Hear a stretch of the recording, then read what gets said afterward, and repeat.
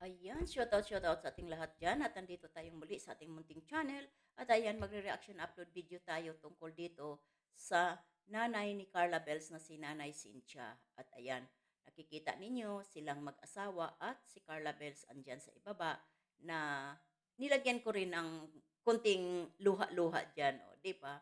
Pero bago ang lahat tayo ay mag-shoutout muna sa founder ng Kalingap na walang iba kundi si Kuya Bal Santos Matubang, Kalingap Rab at si Ate Edna Vlogs. At ayan, shoutout na rin sa mga kasamahan ko dyan sa Kalingap Strikers. At hindi ko na papangalanan na, kilalang-kilala na ninyo kung sino-sino kami dyan. At shoutout na rin dito kay President Berador, kay Kalingap Maymay, Maestro 21 TV, at dito sa kapitbahay ko na si Derek Noelsa. At ayan, panoorin ninyo yung mga upload video nila.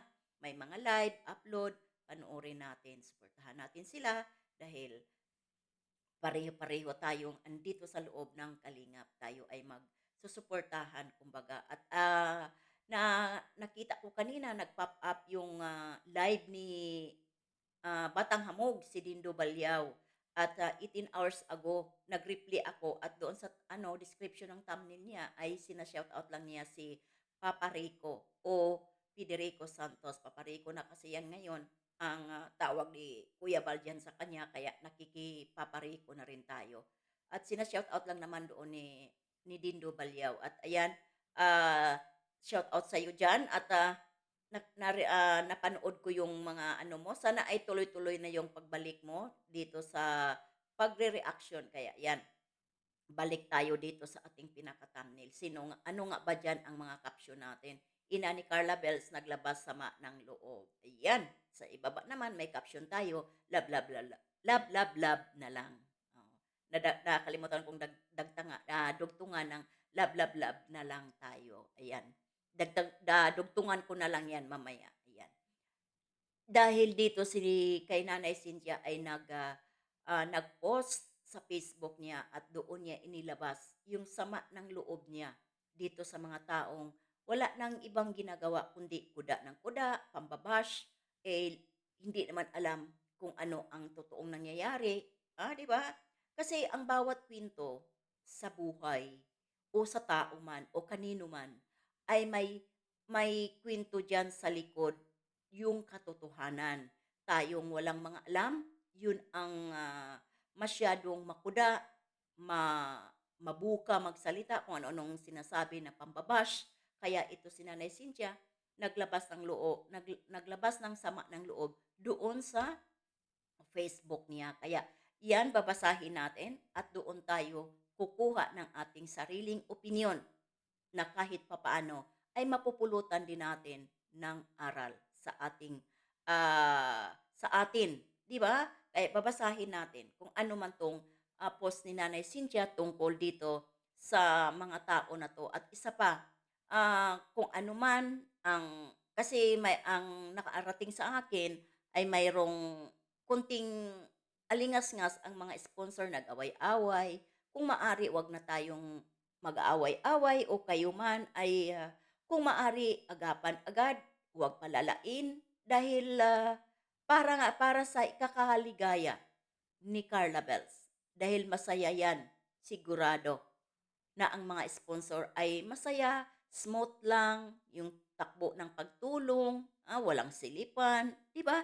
Yung ibig sabihin, magkaisa kayo ng layunin sa pagtulong sa Kalingap at dito sa Jumcar o kay Carla Bells at Jumar. Di ba guys? Kaya basahin natin dito ang post ni Nanay Cynthia. Cynthia Albius Tabular. Yung kuda kayo ng kuda pero wala kayong alam. Hindi na po ba tayo talaga kayo titigil sa pambabas ninyo sa taong walang ibang ginagawa kundi tumulong? Hinto tayo dito. Emoji, iyak. Di ba? Sabi niya dito, wala na ba kayong katigil-tigil sa pambash ah, sa taong walang ginagawa kundi tumulong lang. Kita ninyo 'yon?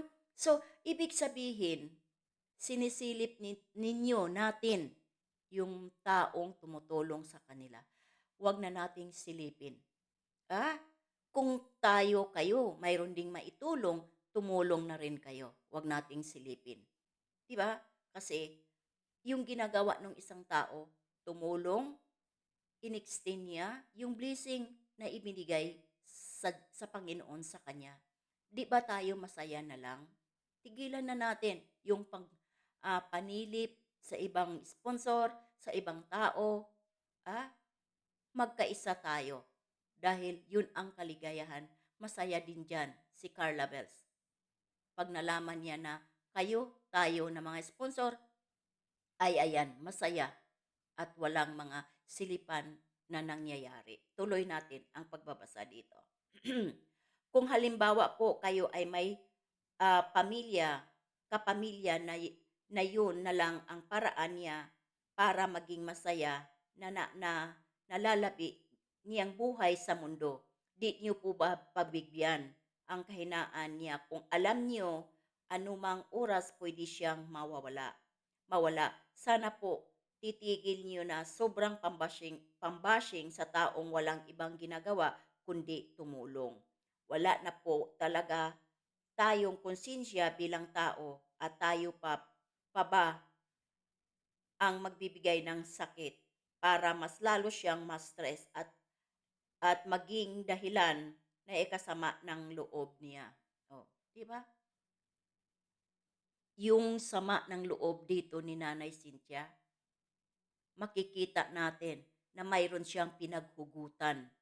Ah, ramdam niya yung sakit ng mga ibinabato ninyong mga salita sa pinagkukuda.